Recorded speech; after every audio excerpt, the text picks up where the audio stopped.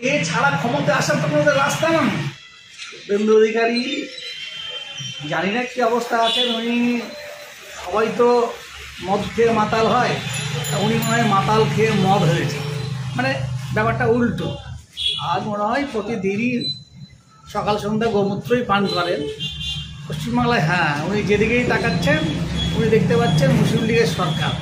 তবে শুভেন্দু অধিকারীদের মুসলিম লীগের সাথে ঘর করার রেকর্ড আছে, অস্বীকার করার কোনো উপায় নাই।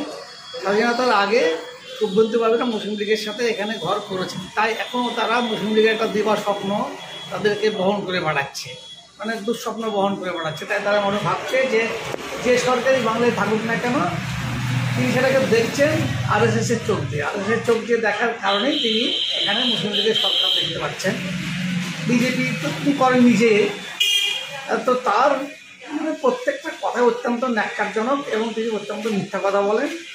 আর তার রাজনৈতিক দূরদর্শিতা কতটা আছে সেটা তার বক্তব্য শুনেই বর্তমানে পশ্চিমবাংলায় বুঝতে পারা যাচ্ছে। যে কোনো ইস্যুতেই তিনি একটা মুসলিম লীগ ভূত তিনি পশ্চিমবাংলায় দেখছেন। এই যে মুসলিম লীগের সরকার বলা, মানে যে বাংলাতে মুসলমানদের যেটা ওবিসি সংরক্ষণ ছিল সেই সংরক্ষণটা পর্যন্ত বর্তমান পশ্চিমবাংলার গভর্নমেন্টের বিনা তৎপরতার জন্যই যে ওবিসি সংরক্ষণটা মানে এক কথায় বাতিলের মুখে সুপ্রিম কোর্টে যে আজও পেন্ডিং, এরপরেও শুভেন্দু অধিকারী পশ্চিমবাংলার গভর্নমেন্টকে তিনি মনে করেন না মুসলমানদের গভর্নমেন্ট বা মুসলিম লীগের গভর্নমেন্ট। এটা তার মনে হতে পারে, কিন্তু এটা তার দিবা স্বপ্ন দেখা এবং এইসব কথা বলে অপপ্রচার করে হয়তো টিআরপি বাড়ানো ছাড়া কিছু নয়। সোশ্যাল মিডিয়ায় যেমন কিছু টাকা পয়সা পেলে টিআরপি বাড়ে মিথ্যা কথা বললে ঠিক তিনি সেই ধরনের বক্তব্য দিতে শুরু করেছেন। এইসব বক্তব্য ন্যাক্কারজনক, এর মধ্যে কোনো তো সত্যতা নাই। আর সব কিছুতেই এই যে মুসলিম লীগ বা মুসলিম ভূত দেখা, এগুলা আর কি বলবো, পশ্চিমবাংলার থেকে তাদের পায়ের তলার মাটি সরে যাচ্ছে, তাই তারা এইসব উল্টোপাল্টা বকছে। বডি ল্যাঙ্গুয়েজ কিন্তু দেশের পক্ষে একদম বিষাক্ত। তার মুখ দিয়ে সবসময়তে বিষ ছাড়া আর কিছু বের হয় না। একটা বিষাক্ত লোক সে বিষাক্ত কথাই বলবে, যেগুলো সন্দেহ নাই, কিন্তু তাই বলছেন। রাস্তা নয়। আপনারা কি দেখছেন, সেন্ট্রাল গভর্নমেন্টটা আছে বিজেপি, সে সেন্ট্রাল গভর্নমেন্ট দেখেছেন তো আসার পর থেকে কাশ্মীরের মানে 370 থেকে শুরু করে আপনার মানে সারা ভারতবর্ষ জুড়ে কী করে একটা সম্প্রদায়কে তার সাথে দলিতদেরকে মানে দমিয়ে রাখা যায়। তার জন্য দেখুন ওদের ইচ্ছা মতো ওরা কখনো সিএনআরসি নিয়ে চলে আসছে, আবার দেখুন ওরা আর্টিকেল 370 তো হটালোই, এবং তার সাথে সাথে ওরা কখনো আবার ইউনিফর্ম সিভিল কোড নিয়ে ধমকি দিচ্ছে।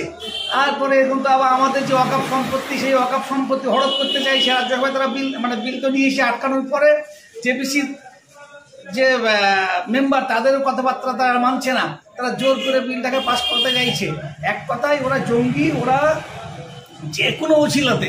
আবার দেখুন বাংলাদেশ, আমাদের পাশের দেশ বাংলাদেশ, সে দেশে হিন্দু মুসলমান মিলে সবাই নিরাপদে আছে, অথচ সে দেশে নাকি হিন্দুরা নিরাপদে নাই, তারা অত্যাচারিত হচ্ছে। তাই বলে প্রতিদিন দোহাই দিয়ে বাংলাকে গরম করে এই বাংলাতে তারা একটা অরাজকতা তৈরি করতে চাইছে। এই অরাজকতা ছাড়া পশ্চিমবাংলায় আসা তাদের পক্ষে কখনোই সম্ভব নয়।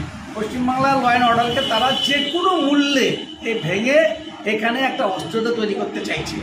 আমরা এই অস্ত্রতার বিরুদ্ধে, মানে বাংলার মানুষজন বুঝতে পারছেন শুভেন্দু অধিকারী এখানে কি করতে চাইছে। ওনার মাথায় যে কি আছে, গোবর আছে না কি আছে বলতে পারবো না, মানে গোবরই ভরা আছে। তাই তিনি যখন তখন ষাঁড়ের মতো চিৎকার করছেন। এই চিৎকার তার বন্ধ করা উচিত।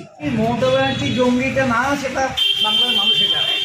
আর তাছাড়া মুসলিম লীগ কোনো জঙ্গি সংগঠন নয়, বরং আরএসএস বিজেপি বর্তমানে হচ্ছে এখানে ভারতবর্ষে একটা জঙ্গি সংগঠন।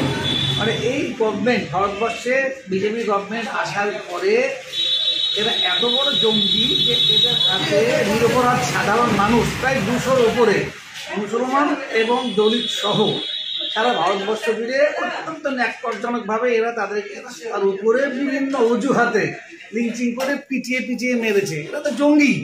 এরপরে এই জঙ্গিরা তাদের দৌরত্ব এত বেড়েছে যে আপনারা দেখতেই পাচ্ছেন যে এরা প্রত্যেকটা উপাসনালয়ের তলায় এখন মন্দির দেখছেন, এবং এই জঙ্গিদের যে চেহারা হয় সেই চেহারা নিয়ে রাজনৈতিক সহায়তা নিয়ে তারা বিভিন্ন কোর্টকে মিসগাইড করে আর দিনের প্রকাশ্য দিনের বেলাতে মানে মুসলমানদের, খ্রিস্টানদের, দলিতদের বিভিন্ন প্রতিষ্ঠানকে, মসজিদকে তারা দিনের প্রকাশ্য দিনের বেলায় জঙ্গিপনা করে তাদেরকে মানে আমাদের মসজিদগুলোকে তারা ভাঙছে, মুসলমানদের বাড়ি ভাঙছে, দলিতদের বাড়ি ভাঙছে। আর বিজেপি আসলে নিজেই জঙ্গি, তাই নিজের জঙ্গিপনাকে ঢাকা দেওয়ার জন্য তারা এইসব কর্ম করছে। আপনারা এখন দেখতে পাচ্ছেন এই যে মানে মহাকুম্ভ চলছে, এখনো গঙ্গা স্নান চলছে, কুম্ভ স্নান চলছে।